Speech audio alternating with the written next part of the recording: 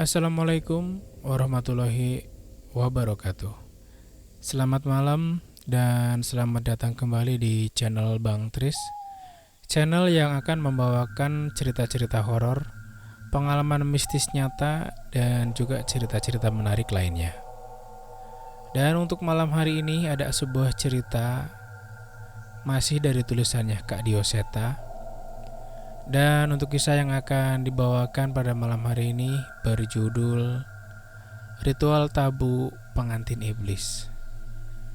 Dan sebelum kita lanjut ke ceritanya, tekan dulu tombol like di video ini.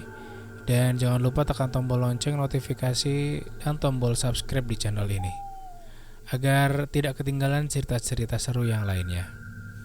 Dan seperti apa kisah kali ini? Langsung aja kita masuk ke ceritanya.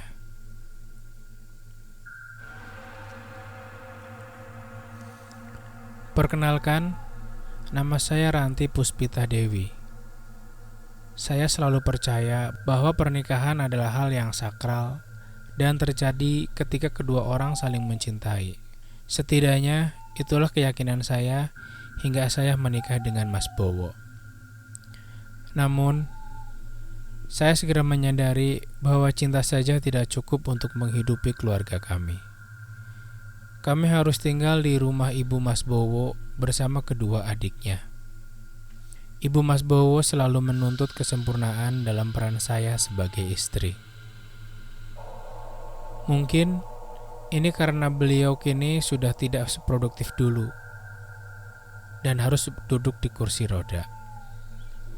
Selain itu, ada Bayu, adik Mas Bowo yang pengangguran dan selalu menagih uang dari Mas Bowo. Seolah-olah kebutuhan Mas Bowo hanya untuk membiayai dia dan istrinya saja. Situasi ini membuat saya semakin tertekan. Satu-satunya yang bisa saya andalkan adalah Gita, adik bungsu Mas Bowo. Gita paling mengerti posisi saya yang terjepit. Meski masih kuliah, Gita selalu merasa memiliki tanggung jawab untuk membantu perekonomian keluarga. Ia sering membantu saya menjual ayam potong dan ayam ungkep, hingga kami bisa sedikit meringankan beban bersama. Sebenarnya, saya masih bisa memenuhi keinginan ibu mertua saya sebelum Nina lahir. Namun, setelah kehadiran anak saya yang menderita polio sejak lahir, situasi berubah drastis. Ibu mertua saya seakan selalu menyalahkan dan menekan saya, seolah standar kesempurnaan tidak akan pernah dapat dipenuhi oleh ibu manapun. Padahal, saya sering meminta tolong Gita untuk menjemput Nina bukan karena saya tidak bertanggung jawab, tapi karena saya harus menjaga usaha ayam ungkep agar keluarga kami dapat bertahan. Mas Bowo sering sulit dihubungi ketika melaut dan tidak memiliki jadwal pulang yang pasti. Ditambah lagi, Siti yang sudah mulai hamil besar dan Bayu yang tidak bisa menafkahi istrinya karena pekerjaannya hanya sabung ayam dari siang sampai subuh. Saya benar-benar berusaha menjaga keluarga ini agar tidak berantakan di tengah semua nasib yang terjadi pada keluarga kami.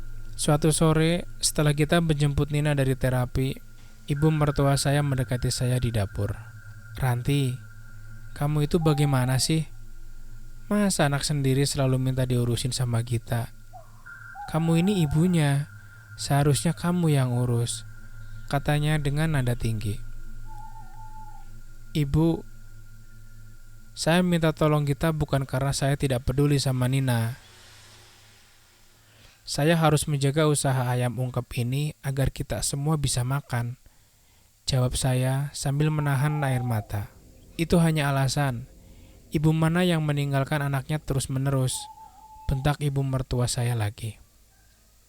Gita yang mendengar pertengkaran kami segera masuk ke dapur. "Bu, Ranti memang butuh bantuan. Saya juga tidak keberatan menjemput Nina. Saya tahu Kak Ranti sangat sibuk dengan usaha ini," ujar Gita mencoba menenangkan. Namun, ibu mertua saya tidak mau mendengar.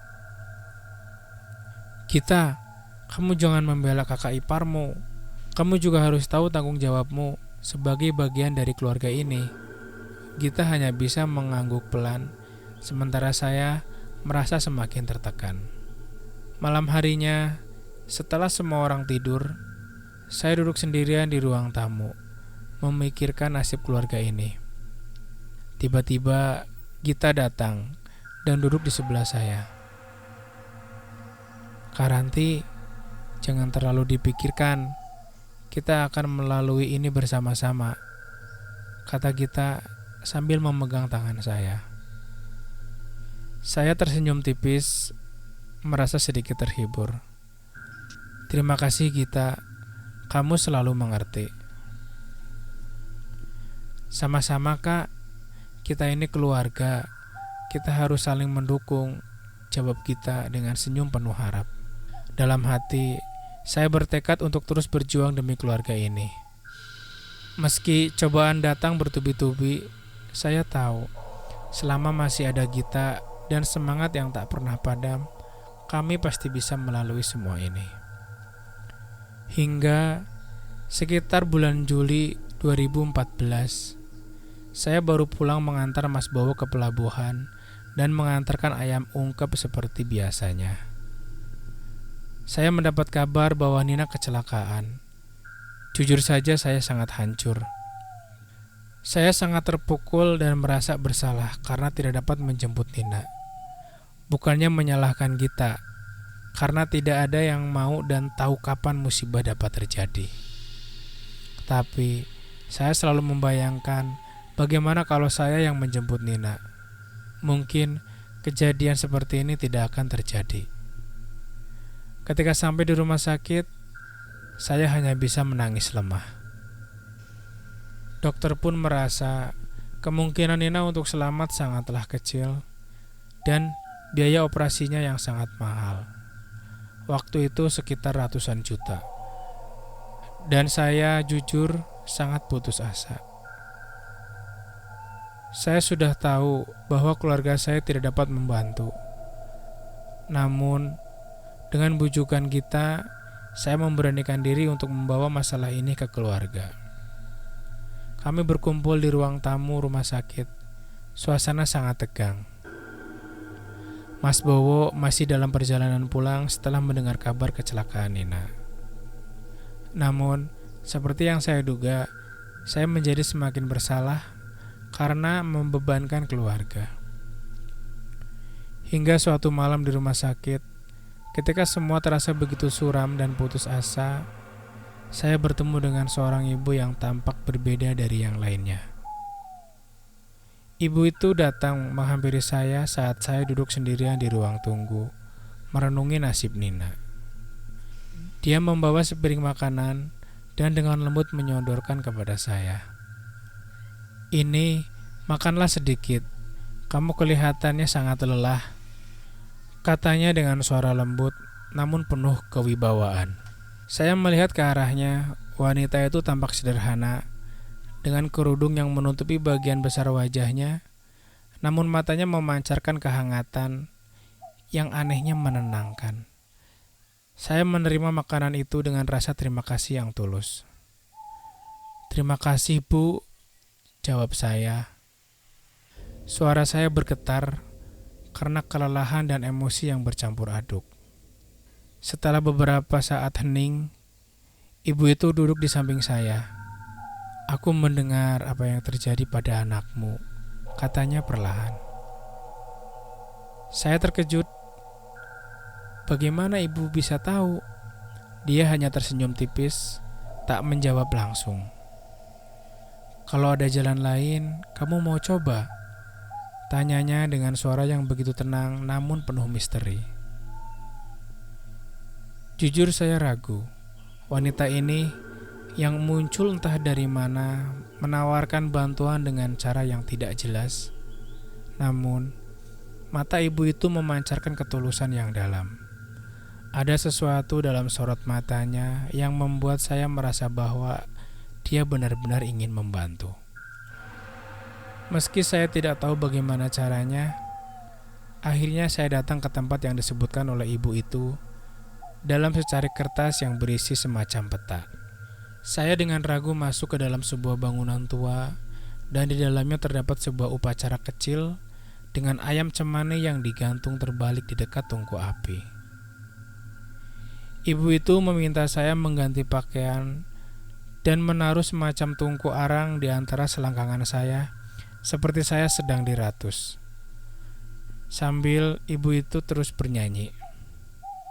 Ia memotong leher ayam cemani itu sampai putus dan memberikan kepada saya supaya memakan hatinya mentah-mentah. Saya sudah tak dapat merasakan lagi rasanya. Dalam pikiran saya hanya terbesit, ini untuk kesembuhan Nina. Saya merasa sempat dimandikan juga dengan air darah yang baunya sangat menyengat jika kembali saya ingat. Lalu saya mengenakan gaun berwarna merah dan dibawa masuk ke dalam sebuah ruangan seperti kamar. Namun, kamar tersebut penuh dengan lilin dan seperti upacara. Hal terakhir yang saya ingat pada malam itu adalah kesakitan yang luar biasa ketika ada sosok iblis yang mencengkram tubuh saya dan tampaknya seperti bukan manusia. Saya seperti kembali dinikahi, namun bukan dengan manusia, melainkan oleh iblis. Saya sangat takut akan berdosa. Namun, kalau tidak dengan cara ini, apa ada cara lain untuk menyembuhkan Nina? Tak lama ketika iblis itu berangsur pergi, ibu itu kembali masuk dan mengingatkan saya untuk tata cara upacara agar Nina tetap dijaga oleh sang iblis. Saya harus tetap memberikan sesajen kepala ayam jantan dan beberapa perlengkapan lainnya yang harus dikubur di belakang rumah. Saya merasa telah dijebak, namun melihat Nina sembuh total dan dapat berjalan lagi, saya rasa pengorbanan saya tidak sia-sia. Namun, saya merasa kadang saya melakukan hal yang tidak saya inginkan dan saya mulai kehilangan kendali akan tubuh saya. Saya jujur sangat takut, tapi bagaimana saya bercerita ke keluarga saya di saat mereka pun merasa saya adalah sumber masalah bagi keluarga ini. Bahkan, untuk bercerita ke Gita saja sekarang saya takut. Karena saya pun sadar telah memilih pilihan hidup yang salah. Saya sempat kembali ke rumah ibu itu untuk meminta agar sang iblis tidak mengambil alih tubuh saya dan tidak melukai keluarga saya. Namun ibu itu dengan tegas mengatakan, pernikahan saya dengan iblis hanya sekali dan tidak dapat dilepaskan. Lagi pula iblis itu hanya membela saya dari orang yang menyakiti hati saya. Dan saat itu saya hanya bisa kalut dalam kesedihan saya. Seraya dengan kesadaran saya yang mulai diambil alih oleh iblis yang saya nikahi. Saya hanya ingin menjaga keluarga saya agar tetap bersatu. Namun apa yang saya lakukan malah justru mencerai-beraikan keluarga saya. Apakah keluarga saya memang ditakdirkan untuk hancur? Apakah jika Nina atau Gita atau anggota keluarga lainnya menyakiti hati saya, apakah iblis itu akan membunuh mereka juga? Tolong saya.